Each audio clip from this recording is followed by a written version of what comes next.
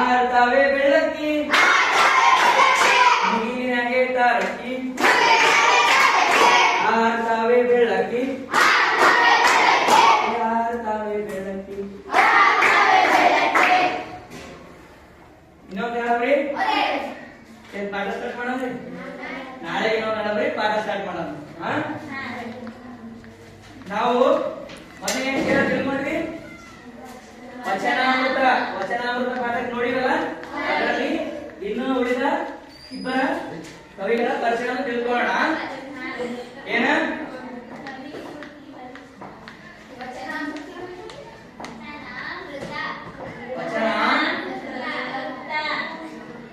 ವಚನಾಮೃತ ಹೇಳಿ ಒಂದ್ಸತಿ ವಚನಾಮೃತ ಇಂಗ್ಲಿಷ್ ಬರಲ್ಲ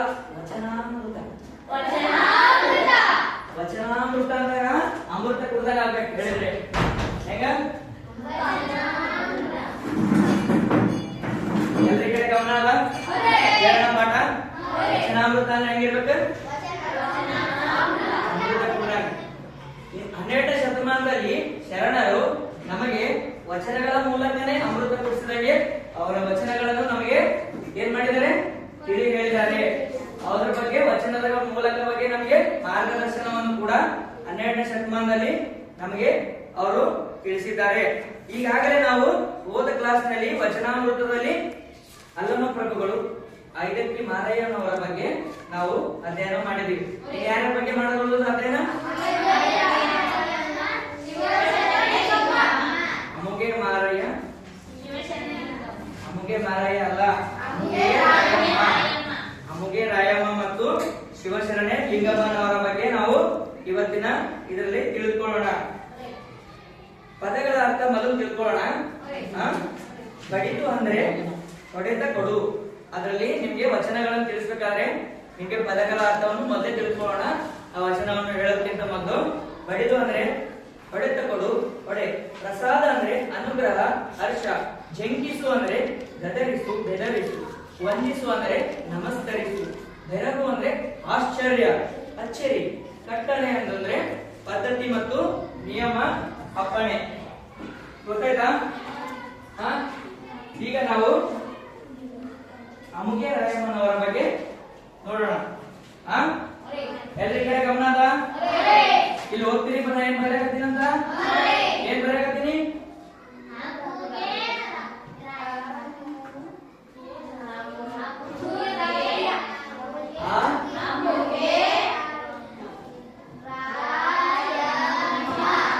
ಹಿಂಗೆ ಹೋಗ್ತೀರಾ?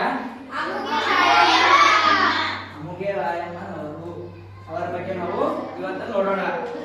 ಇವರ ಕಾಲ ಸುಮಾರು 1160. 12ನೇ ಶತಮಾನದ ವಚನಕಾರ್ತಿಯರಲ್ಲೂ ಕೂಡ ಇವರು ಏನಾಗಿದ್ರು ಒಬ್ಬರು.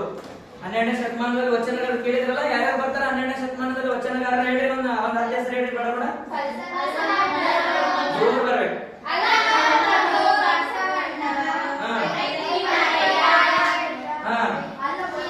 ಐದಕ್ಕಿ ಮಾರಯ್ಯ, ಅಮುಗೆ ರಾಮಯ್ಯ, ಹಡಪದ ಅಪ್ಪಣ್ಣ, ಕುಂಬಾರ ಗುಂಡಯ್ಯ. ಹಿಂಗೆ ನಾವು 12ನೇ ಶತಮಾನದಲ್ಲಿ ಶರಣ ಸತ್ಪುರುಷರನ್ನ ನೋಡ್ತೀವಿ. ಅದರಲ್ಲಿ ಇವರು ಕೂಡ ಯಾರಾಗಿದ್ರು? ಅಮುಗೆ ರಾಯಮ್ಮನವರು. ಇವರ ಊರು ಯಾವ್ದಾಗಿತ್ತು ಅಂದ್ರೆ ಸೊನ್ನಲಿಗೆಯವರು ಅಂದ್ರೆ ಈಗಿನ ಸೊಲ್ಲಾಪುರ ಕೇಳಿ ಎಲ್ಲಿ ಬರ್ತದ? ಯಾಕೆ ಹೋಗ್ತಾರ ಬಾಳ ಮಂದಿ ಸೊಲ್ಲಾಪುರ ನಮ್ ಕಡದವ್ರು? ಒಕ್ಕನಿ ಪಿವ್ಕನಿ ಜಗ್ಗಿ ತೋರ್ಸಲ್ಲ ಸೊಲ್ಲಾಪುರಕ್ಕೆ ಹೋಗ್ಬೇಕಂತಾರ. ಈಗಿನ ಸೊಲ್ಲಾಪುರವೇ ಸೊನ್ನಲಿಗೆಯವರು. ಅವಾಗ ಸೊನ್ನಲಿಗೆ ಅಂತ ಹೆಸರು. ಪತಿ ಅಮುಗೆ ದೇವಯ್ಯ. ಅವರ ಗಂಡನ ಹೆಸರೇನ? ನೇಗೆ ಇವರ ಕಾಯಕ. ನೇಗೆ ಅಂದ್ರೆ ಗೊತ್ತಾ ಏನು? ಬಟ್ಟೆ ನೇಯುವುದು. ಈಗೇನು ಹೇಳ್ತಾರಲ್ಲ ಹತ್ತಿಯಿಂದ ದಾರ ಮಾಡೋದು. ಅವರು ಹತ್ತಿಯಿಂದ ದಾರ ಮಾಡೋದು. ಅವ್ರ ನೇಗೆ ಚರಕ ನೇಗೆ. ಈಗ ಗಾಂಧೀಜಿಯವರು ಇರ್ತಾರೆ ಕೂತಿದ್ದೇನೆ. ಇನ್ನೊಂದು ಇದೇ ರೀತಿಯಾಗಿ ಗಾಂಧೀಜಿಯವರು ಚರಕ ನೇಯದ ಫೋಟೋ ನೋಡಿರಲ್ಲ? ಆ ತರ ಏನಿದೆ ಇವ್ರದ್ದು ಕಾಯಕ. ನೇಗೆ ಇವರ ಮುಖ್ಯ ಕಾಯಕ. ಈಕೆ ಅಂಕಿತ ನಾಮ ಅಮುಗೇಶ್ವರ. ಅಂಕಿತ ನಾಮ ಏನ? ಅಮುಗೇಶ್ವರ. ಅಂಕಿತ ನಾಮ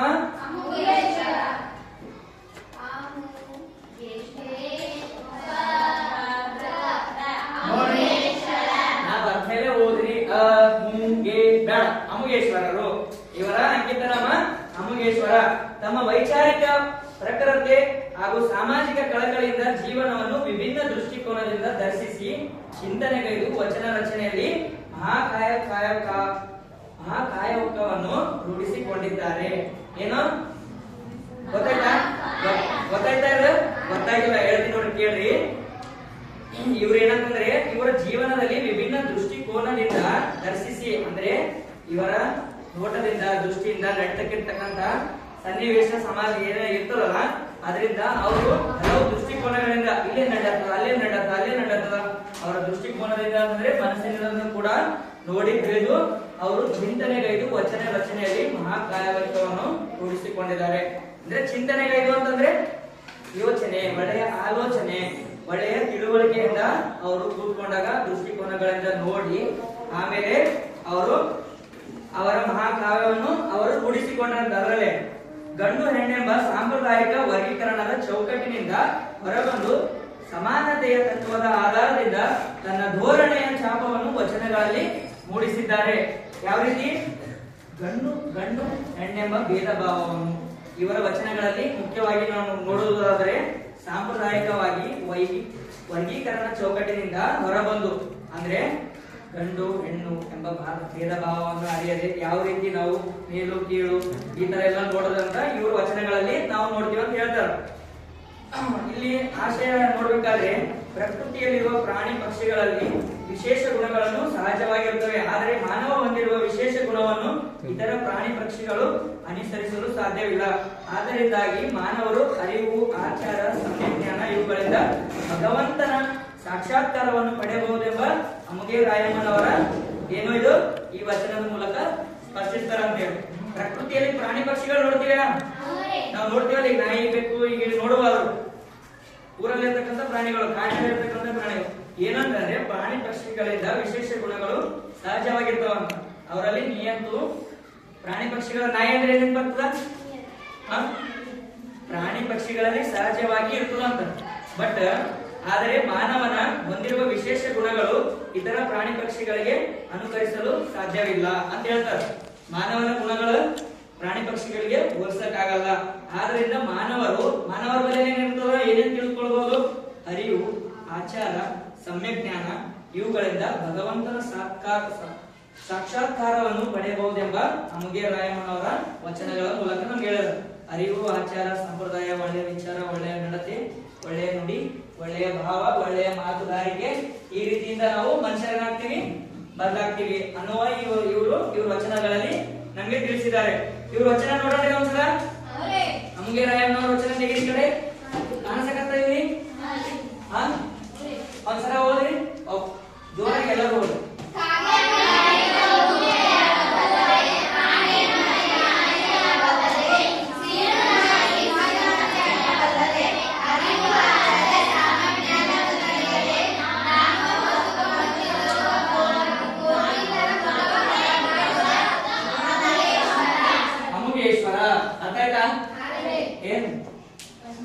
ವಚನ ಏನಂತಂದ್ರೆ ಇವ್ರು ಹೇಳಿರ್ತಕ್ಕಂತ ಒಂದು ವಚನದ ಇಲ್ಲಿ ನೋಡೋಣ.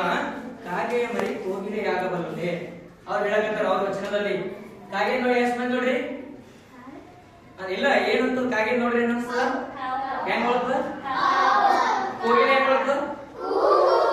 ಅಂದ್ರೆ ನೀವು ಕೋಗಿಲೆ ಕೂಗ್ಕೊಂಡು ಕೋಗಿಲೆಯು ಸುಮಧುರ ಕಂಠದಿಂದ ಅದು ಅದರದೇ ಆದ ವಿಶೇಷವನ್ನು ಹೊಂದಿದೆ. ಕಾಗೆಯ ಮರಿ ಕೋಗಿಲೆಯಾಗಬಲ್ಲದೆ ಅಂತೇಳಿ ಅವ್ರು ಹೇಳ್ತಾರ. ಕಾಗೆ ಕೋಗಿಲೆ ಆಗ್ಲಕ್ ಸಾಧ್ಯನಾ? ಆ ರೀತಿ ಅವರ ವಚನದಲ್ಲಿ ಆಡಿನ ಮರಿ ಆನೆಯಾಗಬಲ್ಲದೆ. ಆಡಿನ ಮರಿ ಅಂದ್ರೆ ಕುರಿ ಮರಿ, ಆನೆ ಹೆಂಗಿರ್ತದ? ಆನೆ ಅಂದ್ರೆ ಆಡಿನ ಮರಿ ಆನೆಯಾಗಬಲ್ಲದೆ. ಸೀಳನಾಯು ಸಿಂಹದ ಮರಿ ಆಗಬಲ್ಲದೆ.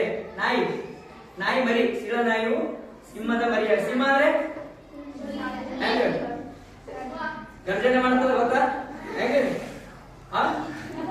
ಅಲ್ಲೇ ಒಳಗ ಮಾಡತ್ರ ಅದು ಗರ್ಜನೆ ಅಲ್ಲ, ಸಿಂಹನೇ ನಾವು ನಾವೇ. ಇವರು ವಚನದಲ್ಲಿ ನೋಡೋದಾದ್ರೆ ನಾಯಿನೇ, ಸಿಂಹನೇ ಅಂತ ಹೇಳ್ತಾರೆ. ಅರಿವು, ಆಚಾರ, ಸಮ್ಯಕ್ ಜ್ಞಾನವನ್ನು ಅರಿಯದೆ. ಅಂದ್ರೆ ಅರಿವು, ಆಚಾರ, ಅರಿವು ಅಂದ್ರೆ ಒಳ್ಳೆಯ ಭಾವ ಗುಣಲಕ್ಷಣಗಳು. ಅರಿವು ಅಂದ್ರೆ ನಮ್ಮಲ್ಲಿ ಇರ್ತಕ್ಕಂತಹ ಪೂರ್ವ ಜ್ಞಾನ ನಮ್ಮಲ್ಲಿ ಏನಿರ್ತದ ಅರಿವು ಅಂತ ಏನನ್ನ ಕೇಳ್ತಾರೆ ಜಗಳ ಏನ್ ಹೆಂಗ ಅರುದ್ರ ಆದಿಲ್ಲ ಏನ್ ಅನ್ಸತಿ ಜಗಳ ಹಚ್ಚಿದ್ರೆ ಗೊತ್ತಾಗ್ತದೆ ತಡಕ ಕೇಳಿದ್ರಿ ನೀವು ಹಂಗ ಅರಿವು ಅಂದ್ರೆ ಆ ರೀತಿ ಅರಿವು ಆಚಾರ ಆಚಾರ ವಿಚಾರ ಕೇಳ್ತಾರ ಆಚಾರ ವಿಚಾರ ಒಂದು ಹೇಳಿ ನೋಡಮ್ಮ ಗಾದೆ ಮಾತು ನೆನಪದ ನಿಮ್ಗೆ ಆಚಾರವೇ ಸ್ವರ್ಗ ಗಾದೆ ಮಾತಿನಲ್ಲಿ ಅದೇ ಅನಾಚಾರ ಅಂತಂದ್ರೆ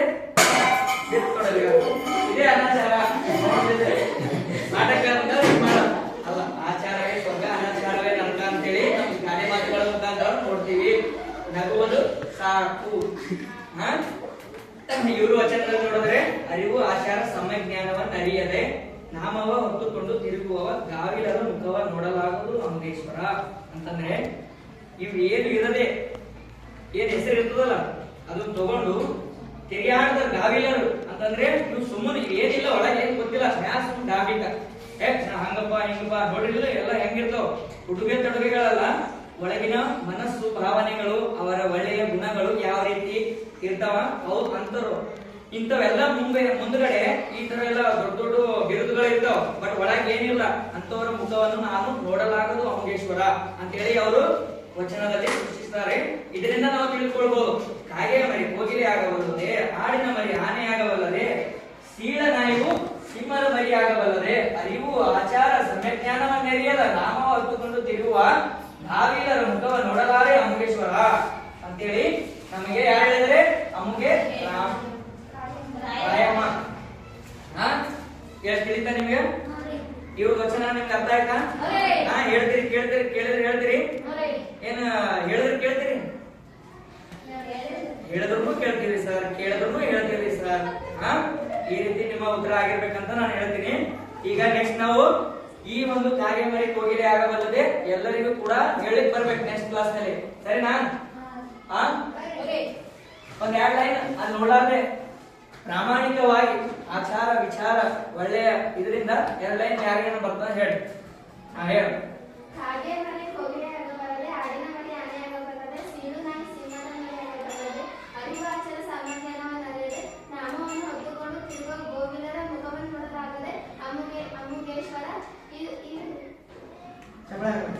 ಕ್ಲಾಸ್ ಇವ್ರಿಗೆ ಗೋವಿಲರಲ್ಲ ದಾವಿಲರ ಸೊ ಇನ್ನೊಂದ್ಸತಿ ಜೋರಾಗಿ ಚಪ್ಪಳೆ ಹಾಕ್ಬೇಕು ನೋಡಿ ಈಗ ಕ್ಷಣದಲ್ಲಿ ಅವಳು ಅದನ್ನ ಗಮನಿಸಿದ್ರು ನೀವು ಕೂಡ ಆ ರೀತಿ ಆಗ್ಬೇಕು ಅಂತ ನಾನು ಹೇಳ್ತೀನಿ ಇನ್ನೊಂದು ನೆಕ್ಸ್ಟ್ ಯಾರ ಬಗ್ಗೆ ನೋಡೋಣ ಇವ್ರಿಗೆ ನೋಡ್ತೀರಾ ನೀವು ಅಮ್ಮಗೆ ರಾಯಮ್ಮನವ್ರಿಗೆ ನೋಡ್ತೀರಾ ತೋರಿಸ್ತೀನಿ ನಾನು ಈಗ ಕಾಣಿಸಕತ್ವಾ ಕಾಣಿಸಲ್ಲ ಯಾರು ಇವರು ಅಮ್ಮಗೆ ರಾಯಮ್ಮನವರು ಇವರು ನಮಗೆ ವಚನದ ಮೂಲಕ ಪ್ರಾಣಿ ಪಕ್ಷಿಗಳಿಗೆ ಅದೇ ರೀತಿಯಲ್ಲಿ ನಮಗೆ ಇವರು ವಚನಗಳನ್ನ ನಮ್ಗೆ ತಿಳಿ ಹೇಳಿದ್ದಾರೆ ಇವ್ರು ಏನ್ ಮಾಡಕತ್ತಾರ ಇವರ ಮೂಲ ಕಾಯಕ ಏನು ನೇಯ್ಗೆ ನೇಯ್ಗೆ ಅಂದ್ರೆ ಇಲ್ಲಿ ಚರಕದ ಮುಖಾಂತರ ಹತ್ತಿಯಿಂದ ದಾರವನ್ನು ನೇಯ್ತಾ ಇದ್ದಾರೆ ಅಲ್ಲಿ ಯಾರು ಕೂತಾರ ಯಾರು ಅವರ ಪತಿ ಇಲ್ಲಿ ದೇವಯ್ಯನವರಿದ್ದಾರೆ ಅವರು ವಚನಗಳನ್ನ ಪಠಿಸ್ತಾ ಇದ್ದಾರೆ ಇಲ್ಲಿ ನೋಡ್ರಿ ಇವರೇ ಒಂದ್ಸಲ ಚೆನ್ನಾಗಿ ನೋಡ್ಕೊಳ್ಳಿ ಸರಿ ನೆಕ್ಸ್ಟ್ ಪಾಠ ಅರ್ಥ ಆಗಿರುತ್ತಾ ತಿಳಿಯತ್ತ ಎಲ್ಲರೂ ಇಲ್ಲೇ ಕುಂತಿಲ್ಲ ಕುಂತಿರಲ್ಲ ಕುಂತೀರಾ ಈಗ ನೆಕ್ಸ್ಟ್ ನಾವು ಶಿವಶರಣೆ ಲಿಂಗಮ್ಮನವರ ಬಗ್ಗೆ ನಾವು ತಿಳಿದುಕೊಳ್ಳೋಣ ಮತ್ತು ಅವರ ವಚನಗಳನ್ನು ಕೂಡ ನಾವು ನೋಡೋಣ ಇವರು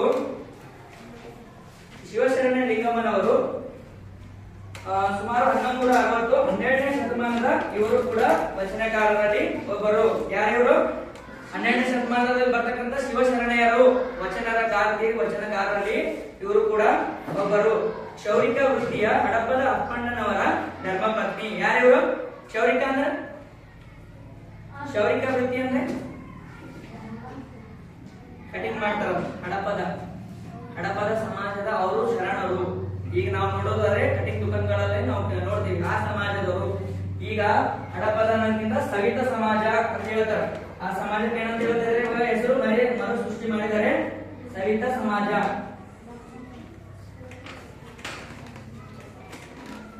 ಮೊದಲೇನಿತ್ತು ಈಗ ಜಾಸ್ತಿ ಗೊತ್ತಾಗಲ್ಲ ಹಡಪದ ಕ್ಷೌರಿಕ ಗೊತ್ತಾ?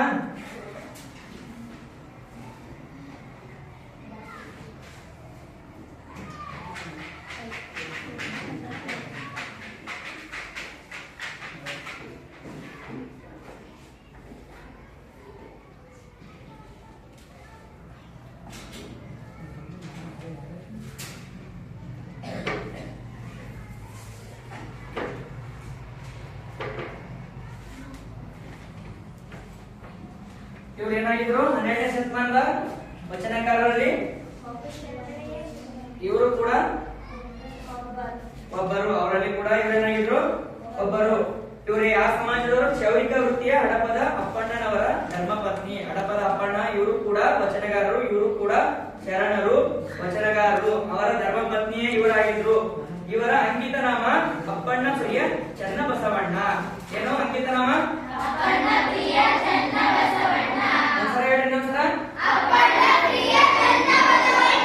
ಎಂಬುದು ವ್ಯಕ್ತಿಯ ಹುಟ್ಟಿಗೂ ಅವನ ಸಾಧಿಸುವ ಸಾಧನೆಗೂ ಏನೇನು ಸಂಬಂಧವಿಲ್ಲ ಎಂಬುದನ್ನು ನಿರೂಪಿಸಿದವರು.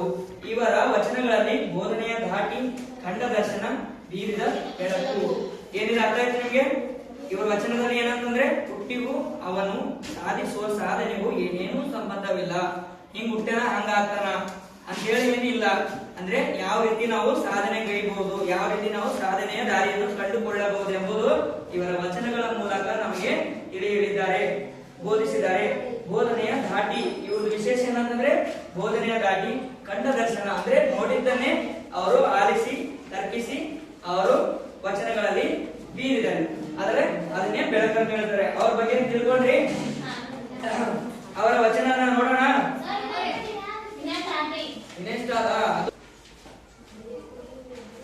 ಬೀರಿದ ಬೆಳಕು, ಏರಿದ ನಿಲುವು, ಸಾಧಕರಿಗೂ ಸಾಮಾನ್ಯರಿಗೂ ಶರಣರಿಗೂ ಇರುವ ವ್ಯತ್ಯಾಸಿಸಿದ್ದಾರೆ. ಏನು ಇನ್ನೇನು ಹೇಳಿದ್ದಾರೆ ಅವರು? ಸಾಧಕರಿಗೂ ಸಾಮಾನ್ಯರಿಗೂ ಶರಣರಿಗೂ, ಸಾಧನೆ ಮಾಡಿದವರಿಗೂ ಸಾಮಾನ್ಯರಿಗೂ ನಮ್ಮ ನಿಮ್ಮಂತವರಿಗೂ ಕೂಡ ಶರಣರಿಗೂ ಇರುವ ವ್ಯತ್ಯಾಸಗಳನ್ನು ಅವರ ವಚನಗಳಲ್ಲಿ ನಮಗೆ ಹೇಳಿದ್ದಾರೆ. ಎಲ್ಲೆಡೆಗೂ ಹರಿದಾಡುವ ಮನಸ್ಸು ಸ್ವಚ್ಛವಾಗಿ ಹರಿಯಲು ಬಿಡದ ಭಯದಲ್ಲಿ ಓಡಾಡುವ ಶರಣರ ಪಾದದಲ್ಲಿ ಬೆರೆಯ ಬೇಕೆನ್ನುವರು. ಈಗೇನ್ ಮನಸ್ಸು ಇರ್ತದಲ್ಲ, ಹರಿದಾಡುವ ಮನಸ್ಸು ಸ್ವಚ್ಛವಾಗಿ ಹರಿಯಲು ಬಿಡದೆ ಬಯಲಲ್ಲಿ ಓಡಾಡುವ ಶರಣರ ಪಾದದಲ್ಲಿ ಬೆರೆಯ ಬೇಕೆನ್ನುವರು. ಈಗೇನ್ ಮನಸ್ಸು ಯಾವ ಕಡೆನ ಹರಿದಾಡಕ್ಕಿರ್ತಲ್ಲ, ಅವರ ಶರಣರ ಪಾದದಲ್ಲಿ ಅಂದ್ರೆ ಶರಣರ ಅವರ ಜೊತೆಗೆ ನಮ್ಮ ಏನಾಗಿರ್ಬೇಕು? ಆ ಮನಸ್ಸು ಒಂದು ಕಡೆ ಇರಬೇಕು ಅನ್ನೋದನ್ನ ಅವರ ವಚನದಲ್ಲಿ ನಮಗೆ ತಿಳಿಸಿದ್ದಾರೆ. ಆ ಶರಣರನ್ನ ನೋಡೋಣ ನಾವು. ಶಿವಶರಣ ಲಿಂಗಮ್ಮನವರನ್ನ ನೋಡೋಣ.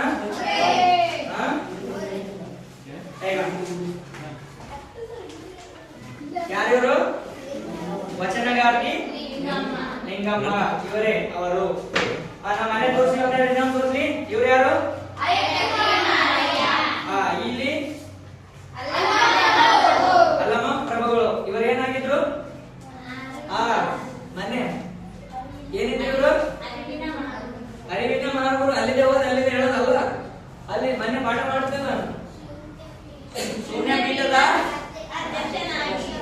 ಅಧ್ಯಕ್ಷರಾಗಿದ್ದರು. ನೀವು ಯಾವಾಗೇ ಮಾತಾಡಬೇಕಾದ್ರು, ಏನೇ ಮಾತಾಡಬೇಕಾದ್ರು ಗೌರವ ಪ್ರೀತಿಯಿಂದ ಅವರಿಗೆ ಗೌರವ ಪೂರ್ಣಕದಿಂದ ಮಾತಾಡ್ಬೇಕು. ಅವರು ಇವರು ಅನ್ನಬೇಕು. ಅವರು ಅವ ಇವ ಏನಾಗಿದೆ ಅಂತ ನಮ್ಮಲ್ಲಿ ಬರಬಾರ್ದು. ಸರಿನಾ? ಈಗ ಇವರ ಶಿವಶರಣ ಲಿಂಗಮ್ಮನವರ ಬಗ್ಗೆ ಅವರ ನೀಡಿರ್ತಕ್ಕಂಥ ವಚನವನ್ನು ನೋಡೋಣ. ತೆಗಿರಿ ವಚನ ಭಾಗ ಕಾಣಿಸಕತ್ತ. ಮನವ ಗೆದ್ದೆಹನೆಂದು ತನುವ ಕರಗಿಸಿ ಕಾಯುವ ಮರುಗಿಸಿ ಹೇಳ್ರಿ ಸರ.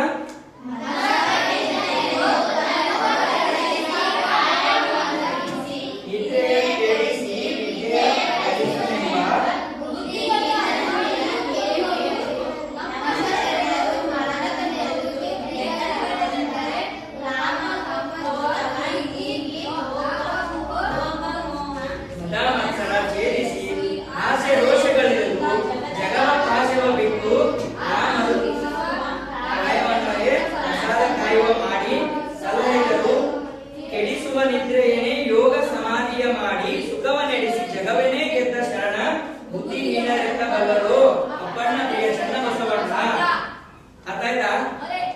ಆಗಿಲ್ಲ.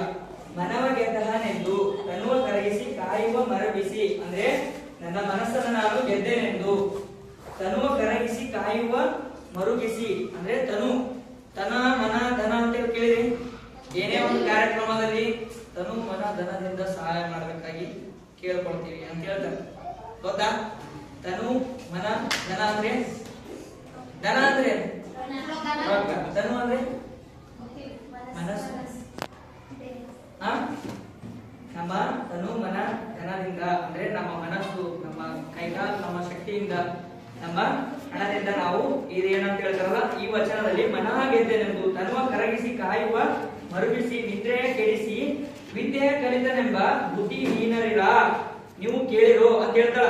ಇದರಲ್ಲಿ ನೀವು ಕೇಳಿರು ನಿದ್ರೆ ಕೆಡಿಸಿ ವಿದ್ಯೆ ಕಲಿತನೆಂಬ ಬುದ್ಧಿಹೀನರ, ಇವೆಲ್ಲ ನೀವು ಏನಂತ ಹೇಳ್ತಿರಲ್ಲ ಅಂತವ್ರಿಗೆ ಕೇಳ್ತಾರ. ನಮ್ಮ ಶರಣರು ಮನವನೆಂದು ಗೆದ್ದಿಹರೆಂದಡೆ, ನಮ್ಮ ಶರಣರು ಎಲ್ಲರ ಮನಸ್ಸು ಹೆಂಗ್ ಗೆದ್ದಾರಂದ್ರೆ, ಎಲ್ಲರ ಮನಸ್ಸನ್ನ ಯಾವ ರೀತಿ ತಿಳ್ಕೊಂಡ್ರೆ ಕಾಮ ಕ್ರೋಧವ ನೀಗಿ ಲೋಭ ಮೋಹ ಮದ ಮತ್ಸರವ ಛೇದಿಸಿ ಅಂದ್ರೆ ಇವನ್ನೆಲ್ಲ ತೊರೆದು ಕಾಮ ಕ್ರೋಧ ನೀಗಿ ಲೋಭ ಮೋಹ, ಗೊತ್ತಾ? ಲೋಭ ಅಂದ್ರೆ ಗೊತ್ತಾ? ಮೋಹ ಕೇಳಿದ್ರಿ? ಆಕರ್ಷಣೆ, ಮದ ಮತ್ಸರ, ಕಾಮ ಕ್ರೋಧ. ಕ್ರೋಧ ಅಂತಂದ್ರೆ ಸಿಟ್ಟು, ಕ್ರೋಧದಿಂದ ಸಿಟ್ಟಿನಿಂದ ಜಗಳದಿಂದ ತೆಗೆದುಕೊಳ್ಳುವಂಥದ್ದು. ಕಾಮ ಅಂತಂದ್ರೆ ಇದರಿಂದ, ಲೋಭ ಅಂತಂದ್ರೆ ಕೇಳಿದಿರಾ? ಇವೆಲ್ಲ ಲೋಭ, ಬೇಕು ಬೇಕು ಎನ್ನುವ ಆಸೆ. ರೋಷಗಳೆಳೆದು ಜಗದ ಪಾಶವ ಬಿಟ್ಟು, ಜಗತ್ತಿನಲ್ಲಿರ್ತಕ್ಕಂಥ ಇವನ್ನೆಲ್ಲ ತೊರೆದು ಈ ಶರಣರ ಬಗ್ಗೆ ಹೇಳ್ತಾರ.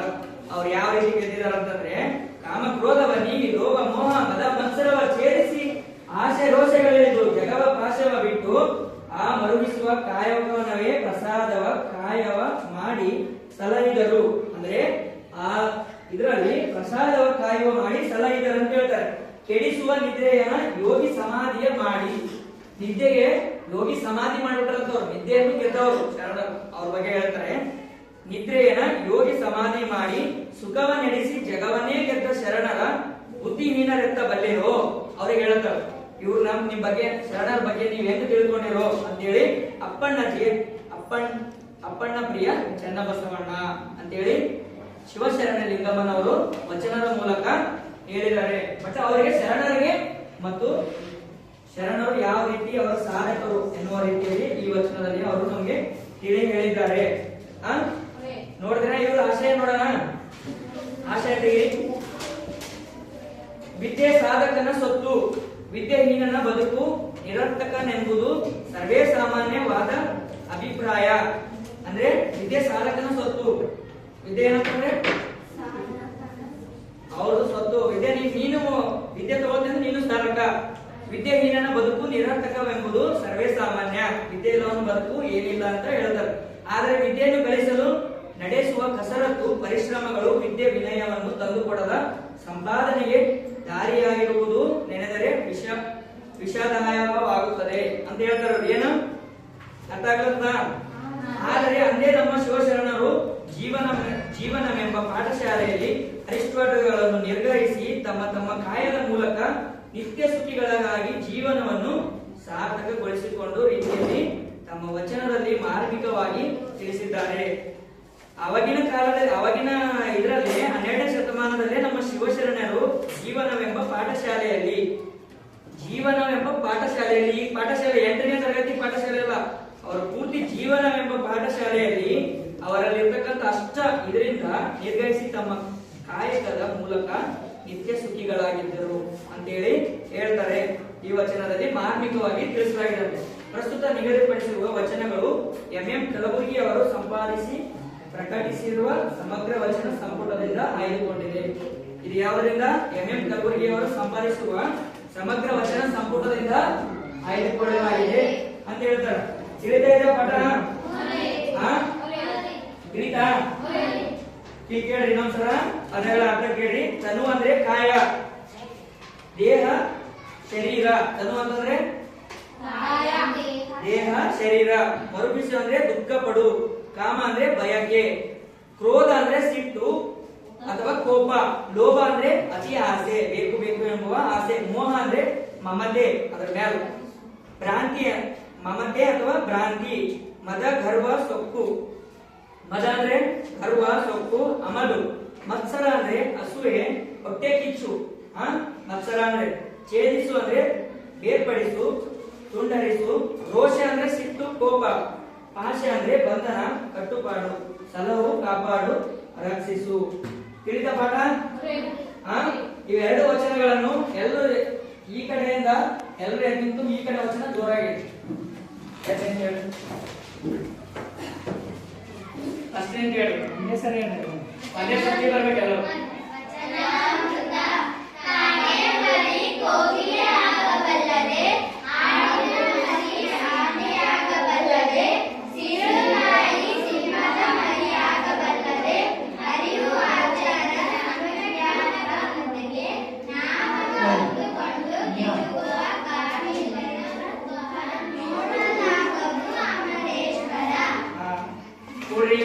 ನೀವು ಕ್ಲಾಸ್ ಹಾಕ್ರಿ. ಈ ರೀತಿಯಾಗಿ ಕಂಠಪಾಠ ಮತ್ತೆ ನಿಮ್ಮ ಧ್ವನಿ ಕೂಡ ಸ್ಪಷ್ಟತೆ ಇರಲಿ ಅಂತ ಹೇಳ್ತಾ ನಿಮಗೆ ಧನ್ಯವಾದಗಳು. ಶಬಾಷ್, ಕೂತ್ಕೊಂಡು ನೀವೇ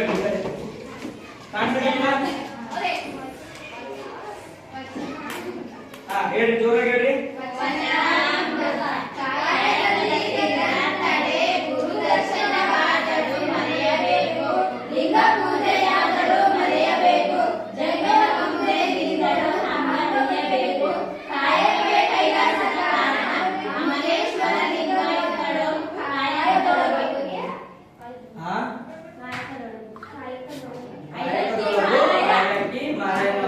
ಧನ್ಯವಾದಗಳು ನಿಮಗೂ ಕೂಡ. Thank you. ಇವರು ಕೂಡ ಚೆನ್ನಾಗಿ ಅವರ ಕಂಠಪಾಠ ಮಾಡಿದ್ದಾರೆ. ಈಗ ಒಂದೆರಡು ಕ್ವಶನ್ಸ್ ಕೇಳಿ ಹೇಳ್ತೀರಿ. ಕಾಗೆಯು ಏನಾಗಲು ಸಾಧ್ಯವಿಲ್ಲ. ಕೈಯಲ್ಲಿ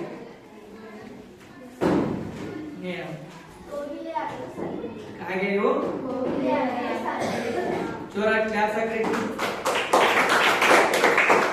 ಯಾರ ಮುಖವನ್ನು ನೋಡಲಾಗುವುದು? ಇಬ್ಬರಿಗೆ ಗೊತ್ತಲ್ಲ? ಯಾರ ಮುಖವನ್ನು ನೋಡಲಾಗದು? ಗಾವಿಲರ ಮುಖವನ್ನು ನೋಡಲಾಗುವುದು. ಪಾಠದ ಕಡೆ ನಿಮ್ಮ ಗಮನ ಸ್ವಲ್ಪ ಕಡಿಮೆ ಅಂತ ಅನಿಸ್ತದ. ಇದೇ ಕೂಡ ಇದೆ. ಜಾಸ್ತಿ ನೀವು ಒಬ್ಬರಿಗೆ ಇತ್ತು ಅನಿಸ್ತದ, ಇವರಿಗಿಲ್ಲ ಅಂತ ಅನಿಸ್ತದ. ಇವರಿಗೆ ಜೋರಾದ ಚಪ್ಪಾಳೆ. ಶರಣರು ಕೆಡಿಸುವ ನಿದ್ದೆಯನ್ನು ಹೇಗೆ ಗೆದ್ದಿದ್ದಾರೆ? ಒಂದೇ ವಾಕ್ಯದಲ್ಲಿ ಇಲ್ಲೇ ಇರ್ತಕ್ಕಂಥದ್ದು. ಶರಣರು ಕೆಡಿಸುವ ನಿದ್ದೆಯನ್ನು ಹೇಗೆ ಗೆದ್ದಿದ್ದಾರೆ? ವಚನದಲ್ಲಿ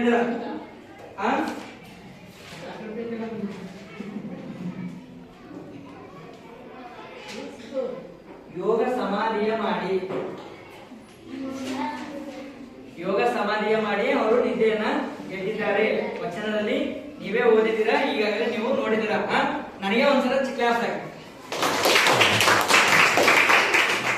ಮತ್ತೆ ಆಮೇಲೆ ನನಗೆ ನಾ ಶಬಾಷ್. ಆ ತರ ಏನಿಲ್ಲ, ನೀವು ಕೂಡ ಚೆನ್ನಾಗಿ ಪಾಠವನ್ನು ಕೇಳಿ ಆಲಿಸಿ ಈ ಒಂದು ವಚನಾಮೃತ ಎಂಬ ಪಾಠವನ್ನು ತಿಳಿದುಕೊಂಡಿರೋ ತಂದ್ಕೊಂಡಿದ್ದೀನಿ. ಎಲ್ರಿಗೆ ಅರ್ಥ ಆಗಿರೋ ಪಾಠ?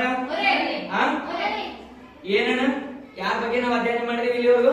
12ನೇ ಶತಮಾನದಲ್ಲಿರ್ತಕ್ಕಂತಹ ಕೆಲವರು, ಅದರಲ್ಲಿ ಕೂಡ ವಿಶೇಷವಾಗಿ ಶರಣರು, ಸತ್ಪುರುಷರು, ವಚನಗಾರರು. ಯಾರ್ಯಾರು? ನಾಲ್ಕು ಹೆಸರು ಹೇಳ್ರಿ ಜೋರಾಗಿ.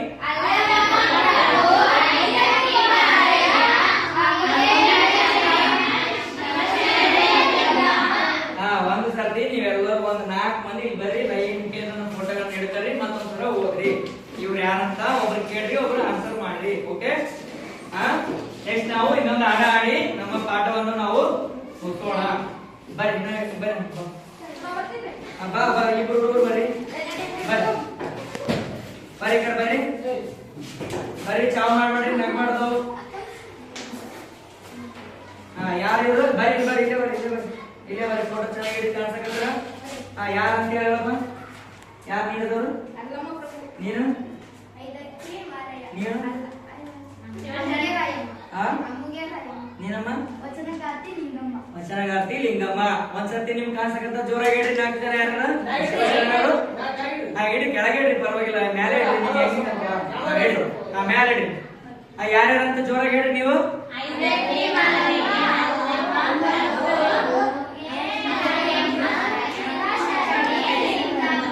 ಜೋರಾಗಿ ಇನ್ನೊಂದು ಸಾರಿ.